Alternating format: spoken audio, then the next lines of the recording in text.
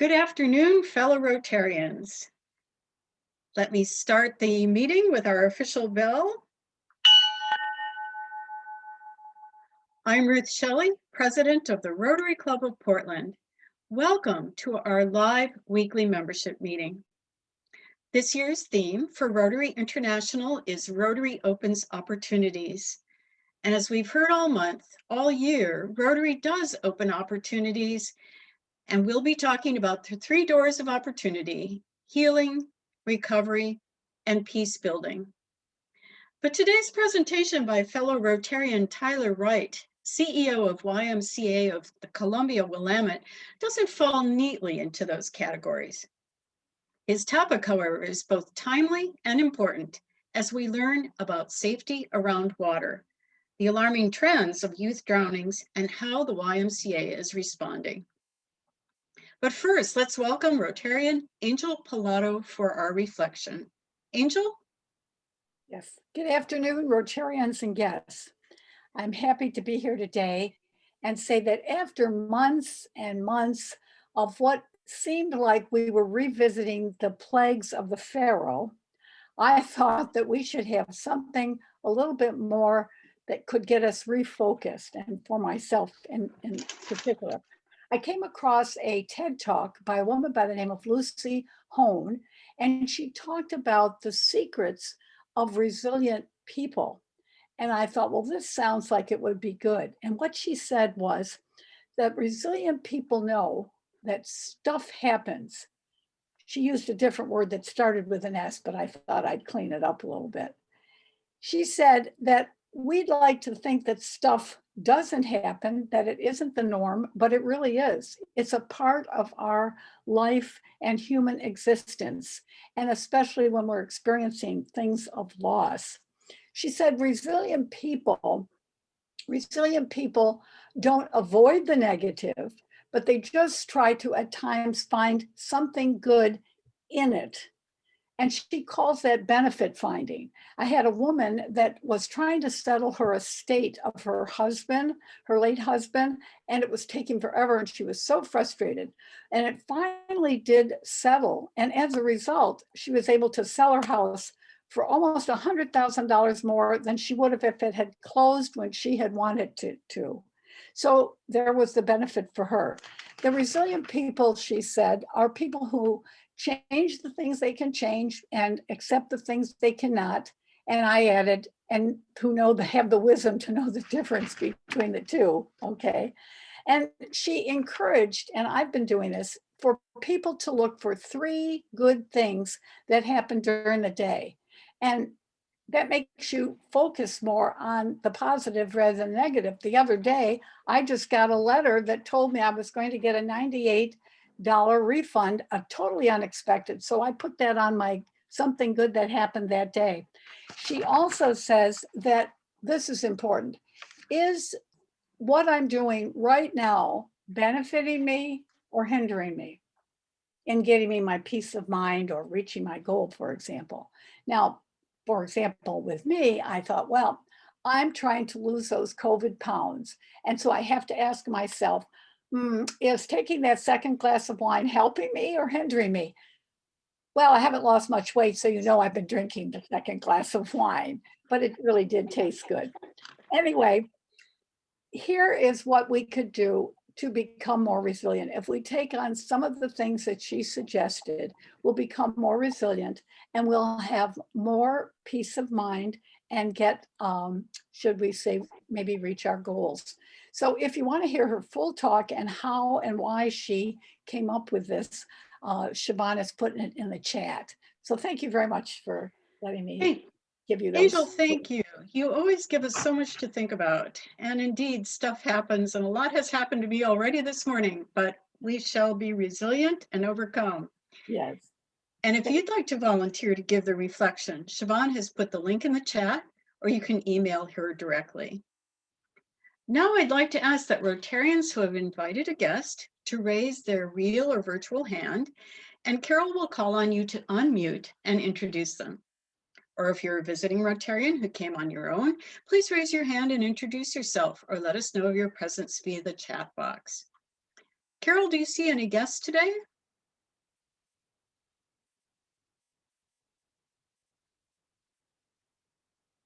Carroll, I think you're muted. Wingard has one. Go ahead. So I have two guests, maybe three guests today. To my left, just here, right there, is Federico Brugado. He's a member of my family. He is also an expert around water safety. Also attending is Josh Walter, Chief Development Officer for Lewis and Clark College. And I think maybe my colleague and fellow partner in this firm, Corey Martin, is on this call, perhaps. Wonderful. Federico, Josh, Corey, if you're there, welcome everyone. Anyone else? Carol's having some difficulties, so just chime in. Well, we're glad that you were all able to. Nick Urban, is that a guest down there too? Is that another one? Hi, yeah, I'm a guest as well. Oh, Nick, wonderful. Curtis invited me. Thanks. Thank you for being here. That's terrific. Glad you're here. And for our first official meeting this summer, I would like to extend a happy anniversary to everyone who joined Rotary Club of Portland in June. Please note the names of these anniversary people and reach out to the one of them with a call or an email. Wow, 40 years for Al and Ward, that's amazing. It's so important to keep up your membership during these challenging times. We all appreciate your faithfulness as members. Thank you again, and congratulations on your anniversary. And now, please welcome Vice President Rotarian Reed Miller to provide some exciting details about an upcoming Rotary meeting. Reed? Thank you, President Ruth. And I am very excited to announce that my first meeting as incoming president of this club will be held in person at Washington Park on June 6th. So it will be an outdoor meeting where we will be able to safely distance and you know, everybody should be able to be at a comfortable situation there and safely meet and get together. It's going to be a little bit outside of the box program. We're not going to have a program. It's going to be a picnic style gathering. We just have the intention of getting everybody together and getting a little camaraderie going, seeing some familiar faces and having a little bit of fun getting together. So I hope everybody can make it. Washington Park, again, we're going to be meeting at the amphitheater right near the Rose Garden there. I hope everybody can make it. There will be further details to come on that as we approach, but mark your calendars for June 6th. We'll be July meeting. 6th, Reed. Well, that makes more sense, Dick. Thank you. Glad somebody was paying attention. Yes, July 6th. We'll be meeting there at noon in the amphitheater at the Rose Garden at Washington Park. So I hope everybody can make it out there. We're not able to be back in person at the Sentinel quite yet, but I will let everybody know that that is a hot topic and we are discussing it amongst the board, how we can make that happen as quickly as possible, hoping possibly as early as August. But anyhow, let everybody know that that's a huge priority and we're working on making that happen as quickly as possible. In the meantime, we're going to do the outdoor picnic style program for my first program as president. So I look forward to seeing you all there. That's great, Reed. Again, July 6th. That was just make sure you were paying attention. And Reed, does everyone bring their own sack lunch? Yes, please. If you're interested in eating, bring your own lunch, please. Whatever you like. If you just want to come and hang out and see some familiar faces, you're more than welcome to do so. That'll be wonderful. Super, great idea. And I know the weather will be perfect. Now we're going to disappear and enter a virtual table talk. As always, please introduce yourselves to others in your group. A minute or so before you come back to this main meeting, you'll get a visual heads up. You always have plenty to talk about, but thinking about today's presentation, if you're tongue-tied, here's an idea. What is your favorite memory concerning water as a child? Here we go. And now on to our program. After our speaker today is finished, if you'd like to ask a question, Carol will moderate the Q&A through the chat box as always. And now please welcome past President Rotarian Dick Wingard as today's chair of the day. Dick? Good afternoon, Rotarians. So I have the pleasure today of introducing Tyler Wright, who is the CEO of the YMCA of Columbia-Willamette, and we are in 5 counties in this area, including Clark County. And after a long process, our board hired Tyler Wright from a YMCA down in California between Glendale and Burbank. And little did any of us know in November of 2019 when he took the job what was coming. And we were hit by COVID real hard, since we were the largest childcare provider not-for-profit childcare provider in the area. And we had a couple of swimming gyms and a lot of outdoor activities. One of the things that Tyler wanted to bring to bear, which is now coming into fruition and accelerated by COVID, is taking the why out to people where they are. And he will talk about our water safety initiative and how it came about down where he was and how we're playing it out today. So I introduce to you, gentlemen and ladies, Tyler Wright.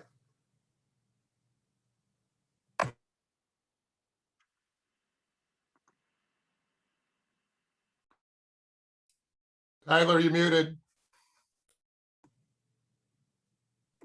There, thank you. I was about ready to say, I am at our Clark County facility here in Vancouver, and in the conference room I'm sitting right above me is the heavy weight room. So Deb, if you hear things like thump, thump, thump, it is not my stomach growling. It's the people working out, which, by the way, after being closed for about a year, that sound is a welcome blessing for us. So I was saying, Dick, thank you for the wonderful introduction. It's an honor to be here. I'm a recently joined Rotarian. I have converted over from the dark side. I've been a long time Kiwanian, and Dick assures me that through a series of therapy sessions, I will learn to embrace Rotary and be a proud member of our particular club. I'm excited to be here tonight. I'm excited today and to present to each and every one of you. As Dick had mentioned, I came from the Southern California area. I've been in the YMCA for 34 years as a professional. Prior to that, I was a professional actor and dancer. And it really was at a time in my life when I wasn't very satisfied with acting and dancing, that I was seeking something new. I was seeking something different. And I went on a bit of a spiritual walk. I took a walk from Southern California up to Monterey on the Pacific Coast Trail. And after about 30 days of that, I felt I found my calling, and I felt my calling was that of service. And I had been doing some part-time work with the YMCA because I didn't want to be that stereotypical actor in LA or New York saying, hey, I'm an actor. Well, no, you're waiting tables. So I've been doing part-time work with the YMCA. And so when I got back from my walk, I sat with an individual who I'd been working with on a part-time basis. And I said, tell me about this Y gig. Tell me what it's all about. And he shared something with me at that particular time that really didn't resonate until I really had begun my career. And he talked a little bit about the history and the meaning and the purpose of the YMCA. And so with that, and with your permissions, I'm going to begin my presentation with a PowerPoint that I think hopefully will explain a little bit about what we're here to talk today about. Let me get to the beginning here. For those of you who do not know, and I hope you all can see this, this is not a picture of Deb in high school. This is our founder, George Williams. George Williams was a businessman in London, England, and in 1844, George Williams recognized a crisis. Young men who were migrating from the rural areas of England to London to seek work had no safe place to live, had no safe place to convene, had no safe place to worship. And using an old phrase that we now say today, if not me, who? And if not now, when? He rallied a few of his fellow businessmen and he said, there is a crisis right now that young men are dying on the street. And it is our purpose as a humanitarian, as a citizen, to do something about it. And through that inspiration, he created this organization called Young Men's Christian Association. What came to being for me from that early education I had from that individual who hired me is that I was privy to get to read George Williams' early writings, some of his early letters. And in most of his letters, he was quoted by saying, I created this organization to save young men's lives. And in 1987, when I had that first orientation, this is what my friend and now still my mentor today said, Tyler, the purpose of the YMCA, don't let anybody kid you, don't let anybody fool you. It's not to create programs, it's not to build buildings, it is to save lives. And so with that, I'd like to begin this particular presentation around this new drowning prevention initiative that we will be launching here in our YMCA across the 5 counties that Dick talked a little bit about. Couple of quick facts. There is a crisis going on right now that we all are aware of. We talked a little bit about in our chat room. We're coming out of this pandemic, coming out of it with a renewed sense of hope and purpose. But we've also realized some of the tragedies that we have suffered over these last few months. We know that people have passed away from this particular tragedy. But there's another tragedy that's going on right now. And that is that young people do not know how to swim. Young people are uncomfortable in the water, and young people are drowning. So I'm just going to go through some facts about drowning, and I won't read this. I hate being that kind of instructor that puts something on a chalkboard and then will read every word for you. But I did want you to know that the primary cause of drowning is that people just don't know how to swim. But more importantly than that, many adults just don't know what it's like to be in the water and feel safe around the water. From a global speaking standpoint, drowning is the 3rd leading cause of unintentional death.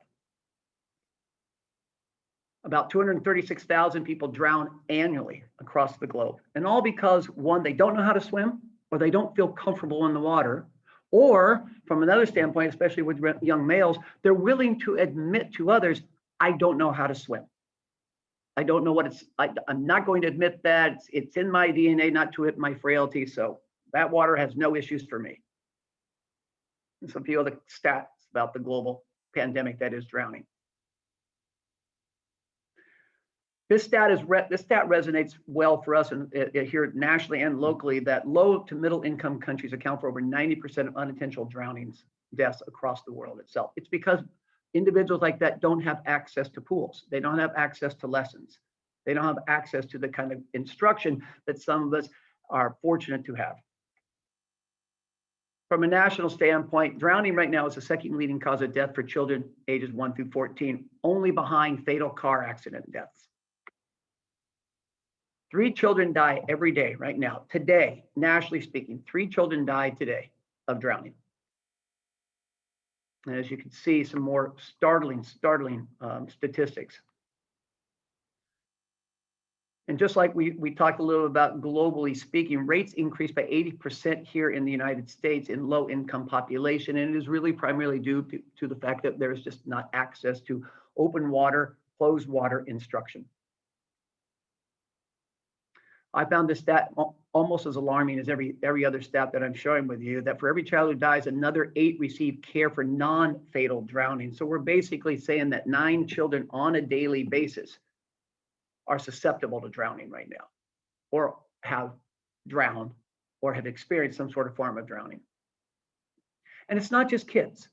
It's not just kids under 14, that there are unintentional drowning amongst adults. And a lot of these are due to boating related drownings, or recreational type drownings, or even alarming for adults in backyard pool drownings. And if you want to talk about the economic impact upon our country, drowning accounts for about $270 million each year. This is a burden that we carry as a society through medical professionals, through care, through long-term care because of the effects of the drowning. And a lot of these stats were created by came from the Centers for Disease Control and Prevention. Here locally, in our particular service area, the 5 counties that Dick said that we serve. So our YMCA was created as the YMCA of Portland. We have since changed our name to the YMCA of Columbia-Willamette. We serve 4 counties in Oregon, 1 county in Washington, where I exist today. But of all of those facilities and all those counties, we as a YMCA only own 2 pools. So this is just us, a little bit about us, that most drowning deaths occur in open waters during the warmer months. And we just had one recently this weekend, if you're following the local news, of a young man who drowned in a river. This is a stat that we dug up through the state of Oregon, that in 2015, Oregon ranked 21st in annual drownings. In 2020, we're 15th. This is a trend that we're beginning to see, an alarming trend. This is not a stat where we want to be number 1. Here in the state of Oregon, 1 out of 4 children under 5 do not know how to swim. 1 out of 2 children under 2 have never even been in the water itself. 34% of our drowning deaths in children 15 years of age occur in swimming pools. So there are a number of swimming pools. Another statistic that I found, that Oregon ranks actually in the top 15 of accessible backyard pools in the United States. So it's not as if we do not have access to either open or closed water. It is, are we given the proper instruction? Are we paying attention? And the same statistic that you saw globally, as well as nationally, affects us here in our service area, that drownings increased by 70% in the urban low-income communities, primarily for one reason and one reason only: accessibility. It's either accessibility, I don't have the water near me, or accessibility that I can't afford it, or a number of the contributing factors. So I take back to George Williams. I take back to his statement in one of his writings that it is our duty as a citizen to ensure that all young men have a platform for a successful life. As a YMCA professional, we like to boast and brag that, well, just like Al Gore, we created air.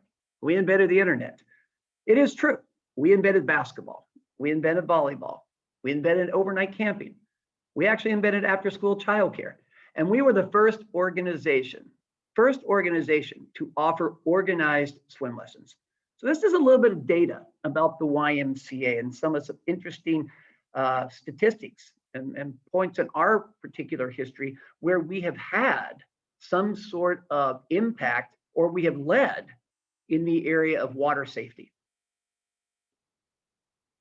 A few more. The last three are resonate for me. So as I said, I began my career in 1987. In 1995, at one of my YMCAs, a young person drowned. It was a backyard swimming event that family was hosting. The young individual was 5 years old. She was a member of our child care program. And the young lady did not know how to swim. And so using that statistic, I became very invested in how do we ensure that no child ever drowns again. One drowning is enough, my friends. One accidental death is enough. So if not us, then who? As an organization that proudly proclaims that we are the nation's leading provider of swim lessons, we have people within our midst, kids within our midst that are drowning. Unfortunately, even in our own local YMCA, last summer, a young lady drowned at our Camp Collins on a rafting event. So I became heavily invested in the YMCA's initiative of making sure that no child ever were to drown again. I was part of the national group, if you will, that helped create this YMCA Splash program that was launched to help people of all ages, especially children and families of color, to learn basic swimming skills and water safety practices. Why did we say people of families of color? Because our demographics and our statistics showed us that people of color who lived in urbanly depressed areas did not have access to pools, did not have the ability to take these kind of swim lessons that we may be able to afford or somebody else may be able to afford. And yet drowning still continued. And in 2015, I was, I guess, honored, if you will, in this, to be asked to be part of a new initiative called Safety Around Water. We're a proud organization that talks about swim lessons, but what we have discovered over the 100-some years of teaching kids how to swim is that sometimes it's not how to swim, but it's how to rescue yourself if you fall into an open or closed body of water. How to get yourself safely to shore, how to get yourself safely to some sort of place where you feel that you are out of danger. And so we launched in 2015 the YMCA Safety Around Water Initiative. And as an organization working with the federal government, we were instrumental in proclaiming that May is now National Water Safety Month. So all of this sounds really, really great, wonderful. I brought that platform to our YMCA when I interviewed. And I said, just because we have not had a drowning does not mean that we're not susceptible. Just because we have not had an unfortunate incident does not mean it's not going to occur. And so we began to build a platform of philanthropy based on 5 initiatives around this model that Clark County, where I sit now, created called Y Cares. Y Cares was a model that provided food and hunger relief to those that did not have, that helped to provide blankets for those that did not have. So we expanded that particular model and said, how can we begin to address some of the crises that are facing our particular community through this Y Cares platform? And we were ready to launch our new drowning prevention initiative, where we were going to ensure that those who did not have access would be provided access. Those that did have access would be taught water safety skills so they could be comfortable around the water. because of the unfortunate tragedy at camp, we delayed that initiative, and we were looking for the right opportunity. So last December, I rolled this out to our staff to say, I think we're ready. We have talked to the family who suffered the tragedy at camp, and we were ready to say that our world is consisted of water, and children are consistently curious about the water itself. And we were ready to roll. And so we introduced this program called Safety Around Water to our organization back in December. And this is a little bit about the YMCA Safety Around Water program, is to address the curiosity that kids have, and not just kids, adults. If you think about what goes on here in Oregon, a lot of our drownings in open water are actually of teenage aged kids who are jumping in the water in May or in April or in June with this feeling that it's okay now to do so because the water is warming, the weather is warming. And a lot of our accidental deaths here in Oregon in the open water are because of this kind of curiosity. And because of, if you will, that invulnerability that sometimes kids feel. So what is SAW? SAW is a program that is designed to help kids adjust being in water. It's through certain simple instructions of how to jump, push, turn, and grab, how to swim, float, and swim, and skill sets that we can teach kids so that they unexpectedly find themselves in open water and they feel this threat of death or drowning. It's certain specific safety topics, like what do you see if you see someone else in the water who needs help, and how do you rescue yourself? And we reinforce this through all fun type of activities, whether it's using floaties, inflatables, partnering, fun instruction, skill game, blowing in the water itself, skills that can be taught to kids and adults of all ages. So back in January, as we were beginning to talk this, I was approached by a gentleman named Morgan Spriggs. Morgan is the individual, the African-American individual, who reached out to me electronically and said, Tyler, you don't know me. My name is Morgan Spriggs. I am the communications executive for Daimler. And I am a product of YMCA swim instruction. He learned how to swim at one of our YMCA facilities that unfortunately now is closed. And he said, I've been doing a little research, not only on your why, but on you as the new CEO. And it seems that you have a real passion around this area of drowning prevention. He said, I as well do too. I have formed an organization called Black Swimmers Initiative, where we are primarily concerned about young families, young males, young children, young females of color living in urbanly depressed areas who do not have access to water. And he presented even more alarming statistics to me. And he says, we want to do something about it. We didn't know who to partner with, but through a series of conversations, we are coming to you asking you, would you be interested in partnering with us and another organization called Water Strong in learning how and teaching our kids how to be safe around water? Now, I will say at that particular time, I said, Morgan, I'm interested in all children learning how to swim. I'm interested in all people learning how to swim.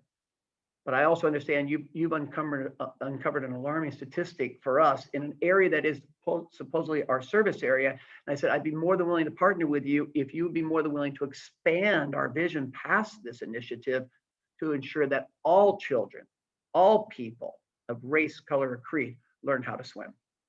So we had our first event here last Sunday here at Clark County, where I am right now, where Morgan recruited, along with Emily, who you see next to him, she is a board member, and the individual who runs Water Strong, recruited a series of volunteer instructors who we trained a week ago around the safety around water principles to say, we are going to bring kids and families of all ages, sizes, shapes, and colors into our facility to provide certain water safety skills so that we know that they will feel safer when they're in water itself. So it began last Sunday, and here's just a few of our pictures.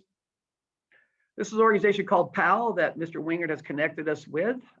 This organization came out and strong with families to say, we want to be a part of this. Some of our girls don't know how to swim. Some of us don't know how to swim as well. This is a young boy who arrived actually the day before the event. He was so excited. The family was so excited. They thought it was that Saturday. We didn't want to say, no, you can't participate. So we put a life jacket around him. We got him in the water and we taught him. And this young man had never been in the water before. After about an hour, he said, do I have to get out? Can I just stay? Right. Just a few more pictures here. I love this picture because this is an 18-year-old teenager, if you will, of Hispanic descent. He came with 3 other individuals. One was a brother and his father and a friend. And these are 18-year-olds who had never, ever been taught to swim. And it was very courageous for an 18-year-old to say, you know what? I don't know how to do this, and I don't want to drown. I just love that picture. These are our instructors. These are individuals who about a week ago, if you'd said, hey, do they know how to teach people to swim? Each one of them would have said, no. But we are just as passionate about making sure that nobody ever drowns again. So these are individuals, volunteers that attended our swimming instruction that we offered here at Clark County last Sunday. It was a 6-hour training, not how to teach somebody swim lessons, but how to rescue themselves if they happen to find themselves in open or closed water and they felt unsafe.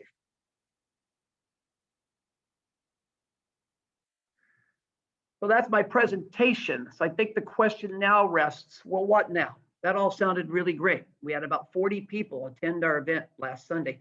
What do we do now with it?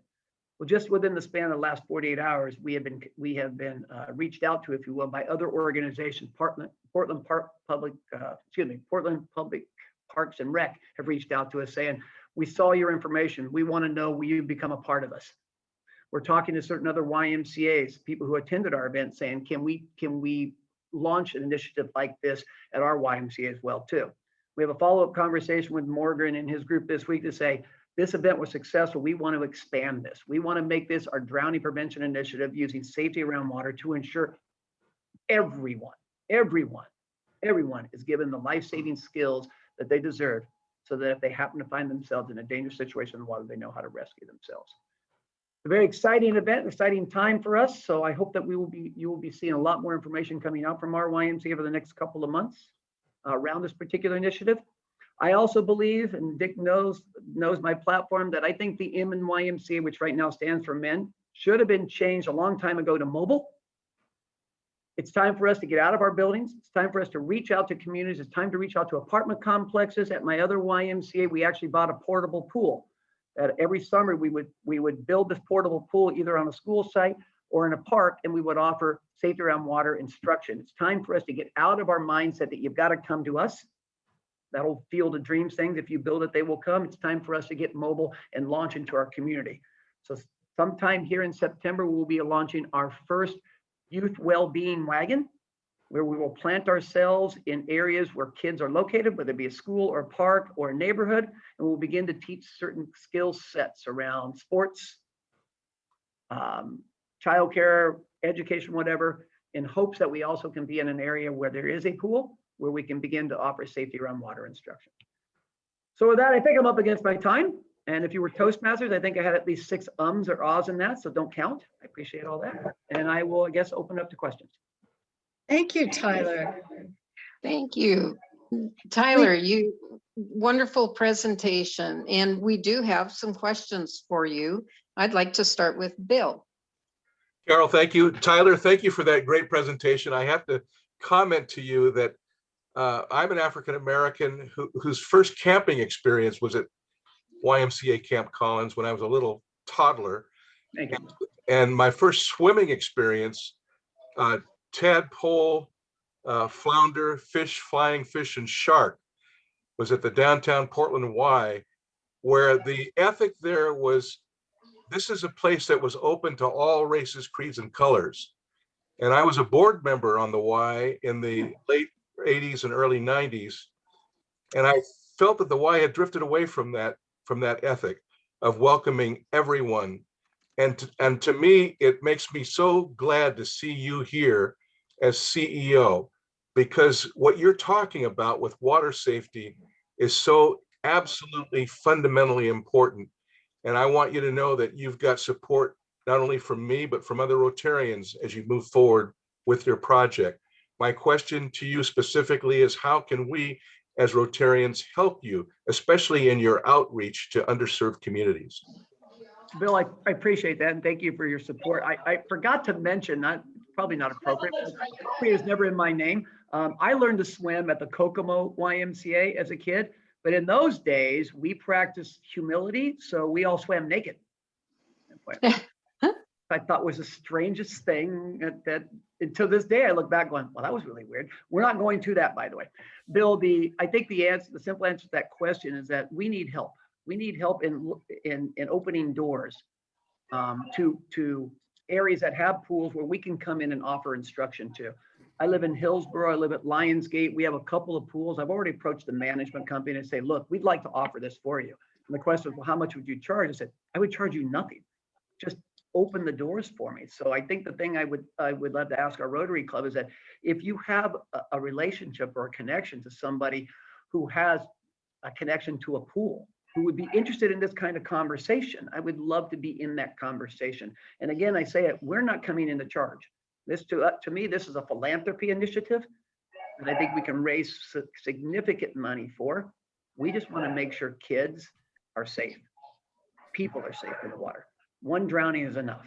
And what we suffered through last year, we don't want to ever suffer through it again. Thank you, Tyler. Jim Flood has a question for you. Tyler, great presentation. I came up under the Red Cross system to water safety instructor, but that was years ago. Question I have is, are you still partnered with the Red Cross? Partner's a loose term, Jim. We utilize each other's services. So Red Cross has a lifeguard certification program, as does the YMCA. We have used Red Cross techniques for basic water safety instruction. We've added a little bit of a layer on. I would say in our association, we're kind of a hybrid, Jim, of lifeguard training. We've used Red Cross training and we've used YMCA training. I have reached out to the local Red Cross chapters in the area long before the Black Swimmer Initiative event here at Clark County. We see with this particular platform, Jim, an amazing opportunity to partner together. At my last YMCA, the Red Cross was a proud partner of our water safety initiative. So they would actually bring instructors with us during those summer months when we'd set up that portable pool. Thank you very much. Ruth, did you have a question? I have two, actually, if we have time, Tyler. The first is, I have heard through the news that one of the challenges of water safety in Oregon is that the weather turns very, very hot, but the water is still very, very cold. And could you comment on that and how it exacerbates drownings? You know, Ruth, that's a good question. I don't know enough to know anything at that point. We are looking at that. We do know from our data and working with certain local medical experts that we have to educate, especially our kids, our teenagers, those individuals who just feel so invulnerable, and individuals think, hey, yeah, the weather's warm, that water's not going to bother me. We want to begin to incorporate in our Safety Around Water initiative, Ruth, some basic education around body temperature and the way a body reacts when there's a sudden change in whether it be air temperature or water temperature. So I'd love to answer that question. I just don't know enough yet at this point. Well, I think it's a factor that's somewhat unique to our area, and I'm glad you're looking into it. I also was struck by your differentiation between teaching people how to swim or having them survive if they accidentally fall into the water. And I was wondering if you could elaborate a little bit on the phrases you had in your slide. Can you tell us what jump, push, turn, and grab mean? And also what swim, float, swim means? Since we've got time, I'd really like to learn more about what you teach. Absolutely. Well, thank you. I'll take the second part of that. The first basic skill that we teach in water safety at the YMCA is how to float. And floating, for those who know how to float, floating is basically just calming the body down a bit. How to get in that place of calm, how to calm the emotions down so the body becomes a little more buoyant. Get the body a little bit above the water itself. From that, we then teach individuals basic small little strokes while in a floating type of position to get yourself to safety. In that recognition, Ruth, we also teach what does safety look like? Could it be a log in the water if you're in open water? Could it be the deck of a pool when you're in the pool itself? how to really truly recognize that's safe and that's not safe. I think some of the perception that we do know that in open water swimming, not every rock is safe to grab onto. Not every log is safe to grab onto. So there is a bit of water education as well too, before we actually get people in the water. This is safe, this is not. And I will back up a little bit. Our Safety Around Water program is really geared towards younger children. That's our national model. We're going to tweak that here for our YMCA because we know that we have a large, unfortunate increased drownings in teenagers in the open water type of areas itself. So that's kind of the second part. The first part you talk about is when you jump in. Let's say you're jumping into a pool itself. That's that. How do you jump into a pool? How do you land into a pool? How do you turn yourself immediately to the edge of the pool itself to get yourself back to safety? How far do you jump? What do you do once you're in that particular water? And then we take that the other way. What if you accidentally fall? How do you get yourself to a place where you recognize where that ledge is or that edge is so that you can hop, jump, or skip over to that particular ledge itself? So a lot of that stuff is out of the pool education. Then when we get you into the water with one of our instructors, we walk you through each one of those particular steps. For an individual to go through our Safety Around Water initiative, it's anywhere between 4 to 6 hours. We can condense it depending on the skill level of the individual. I prefer not to, because when you condense things, sometimes you either gloss over or you skip certain steps. So if you have a child or an adult that wants to participate in our program, I would advocate stay with us all day long. We're not going to teach you how to be an Olympic swimmer, but we're going to teach you, whether you're in a pool or in a lake or a river, how to recognize that you may be in danger, how to calm yourself, and how to get yourself to a place of safety. Thank you. Thank That's a you. great elaboration. Yeah, thank you, Tyler. I do remember when I was a tiny child and taking swim lessons, the thing I remember most are that my swimming teacher had hairy toes. Thank you. Scott Burns, Scott has a question for you. Tyler, great presentation. And just like Jim Flood, I did the water safety instructor thing many, many years ago. But I think that you should reach out to the Red Cross and see if you can team up, because Dale Kuntz, who is a member of our club, is the executive director for the Red Cross for our area. I did not know that. And so Dale loves teaming up with other groups, and this would be something that may open a whole bunch of doors for both groups reaching out. And I love what you're doing right now. I think it's just absolutely great. So it's just something to think about. Dale Kuntz. I appreciate that. Thank you, Scott. Yeah, absolutely. Those kind, if nothing else, a conversation, I think is fantastic. And I think that's a place where I want to begin to continually take our YMCA into these conversations, the collaboration, partnership, and if not that, it's just education and learning from each other. So thank you for that, Scott. I appreciate that. Thank you. Carol, I want to go back to something. And I think Ruth, you asked it as well too. One of the other skills I forgot to mention is that, and you saw it in some of the slides. One of the basic skills we teach younger kids is how to blow bubbles in water. And you may think, well, what does that have to do with that? It's how to begin to breathe through your nose and out your mouth while you're trying to get yourself to safety.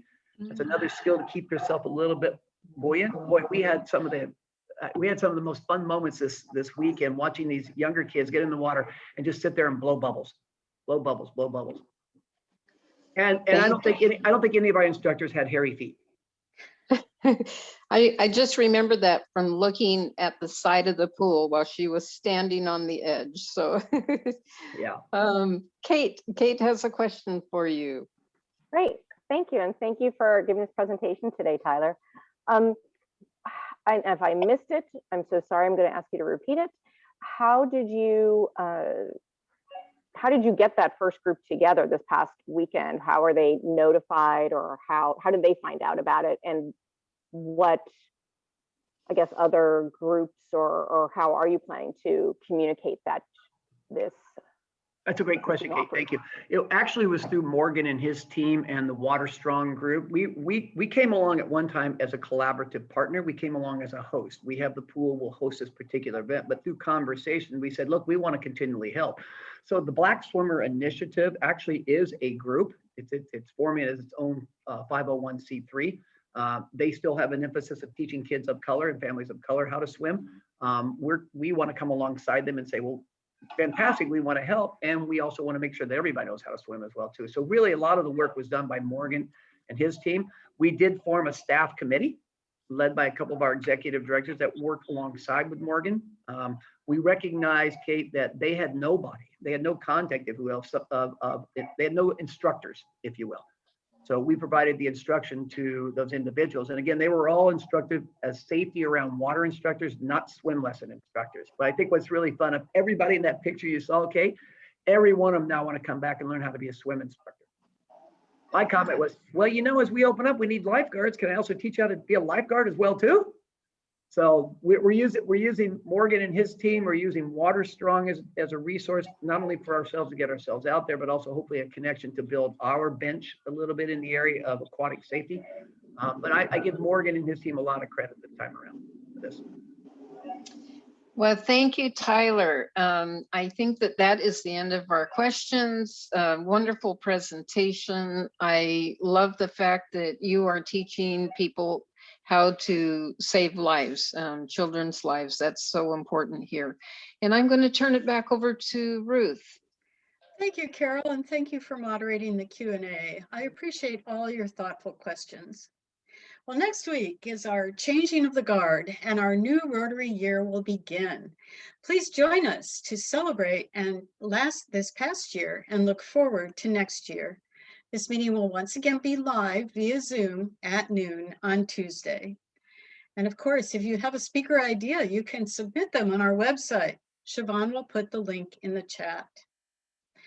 Now I'd like to thank again our guests for coming today. Frederico, Josh, Corey, Nick, and Nicole, we missed you. Nicole, welcome. We're so happy that you joined us. Angel, thank you for your thoughtful reflection. Indeed, stuff happens, but we will find the benefit in every situation. Change what we can, accept what we can't, and look for 3 good things every day. Reed, what a great idea about the first in-person Rotary meeting. I'm sure you all look forward to seeing your colleagues in person on July 6th. Dick, I appreciate your speaker introduction.